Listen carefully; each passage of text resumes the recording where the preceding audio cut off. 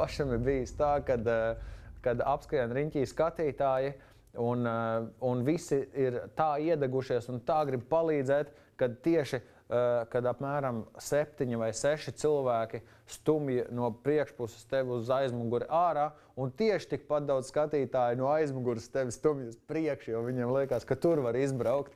Respektīvi, parasti jau uzrodās kāds organizators, un tas arī, es domāju, ka ir pareizi, kurš nokoordinē un visiem uzsauc, tad kā daram, vai tad visi uz aizmuguru, vai tad visi uz priekšu, un katrā ziņā ir arī jārēķinās ar to, ka, ja aiz iestigušas mašīnas kāds cilvēks stāv tur 2-3 metru aizmugurē, tad tur noteikti, un viņa mašīna mēģina izstumt uz aizmuguru, noteikti nevajag tur stāvēt, jo braucējs ir piesprādzēts, respektīvi uz aizmuguru viņš redzēt vispār neko nevar sportists.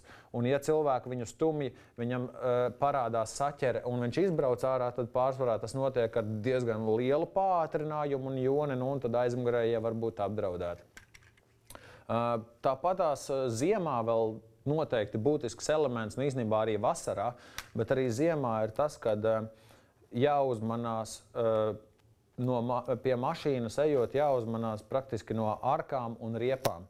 Vasarā tas ir, protams, arī pats pa sevi, jo vienkārši var, ar riepu tur disks un kas aiz diska tur nevajag ņemt un izdomāt sākt stumt, jo mašīna var pilots var sākt buksēt jebkurā brīdī, bet ziemā tas ir vēl daudz bīstamāk, jo ir 7 mm radzes dzels gabali, kas ir, ar kuru es personiski tiešām negribētu nekad tādu saskarties ar to riepu sadursmi, kad viņi griežās.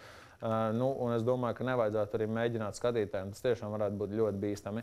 Respektīvi, ja ir jāstumj, jāvelk, tad praktiski pie riepām, pie priekšējām un aizmugurējām riepām tūmā nevajadzētu iet, kājas nevajadzētu likt. Un arī aiz arkām, riteņu arkām, praktiski diezgan nebūtu ieteicams ķerties un vilkt, jo tomēr var pieskarties šī riepa, tas nebūs patīkami. Jā.